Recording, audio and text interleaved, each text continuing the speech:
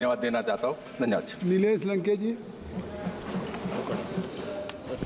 अध्यक्ष महोदय, नगर पुणे इंटरसिटी लाईनचे काम केवळ मेंटेनन्स पॉईंट उपलब्ध नसल्यामुळे अनेक वर्षापासून प्रलंबित आहे।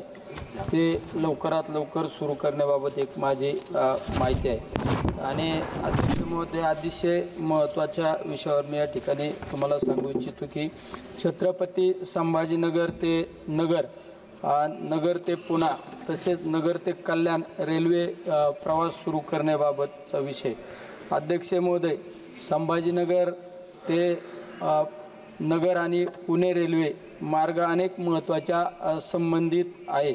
या मार्गावरील शहरामध्ये श्री क्षेत्र देवगड देवस्थान, श्री क्षेत्र शनी शिंगणापूर तसेच श्री क्षेत्र शिर्डी आणि श्री क्षेत्र गणपती रांजणगाव असे महत्त्वपूर्ण धार्मिक स्थळं येत आहे आणि या धार्मिक स्थळांना येणारी संख्या मोठ्या प्रमाणात आहे। तसेच या मार्गावरील वाळुंज औद्योगिक क्षेत्र असून सुपा औद्योगिक क्षेत्र, गणपती रांजणगाव औद्योगिक क्षेत्र, पुणा औद्योगिक क्षेत्र या मार्गावरील अनेक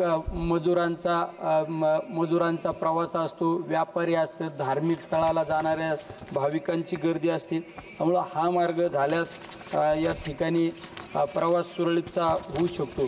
तसेच या मार्गावरील पुणा एअरपोर्ट, शिर्डी एअरपोर्ट आणि संभाजीनगर एअरपोर्ट आहे, त्यामुळे हा मार्ग सर्वात अतिशय महत्त्वाचा आहे।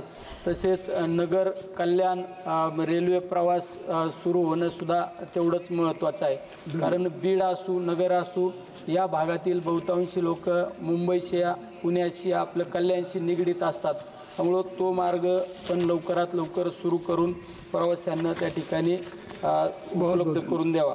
त्याचबरोबरीने माझ्या मतदारसंघातील एक निंबळक म्हणून एक गाव आहे, ते नगर शहराला जोडून आहे।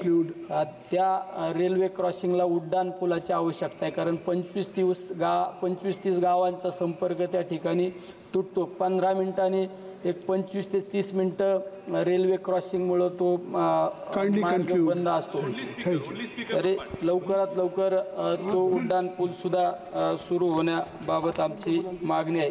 असे महत्त्वाचे आणि अतिशय महत्त्वाचा विषयावर सांगतो की वरिष्ठ नागरिकांना जो प्रवासामध्ये शुल्क दिली जात होती ती कोविडमुळं बंद झालेली आहे। म्हणजे 60 वर्षावरील पुरुष आणि 58 वर्षावरील महिलांसाठी प्रवासामध्ये 40% ते 50% प्रवासात सूट दिली जात होती, ती सुद्धा कोविडमध्ये बंद केलेली आहे।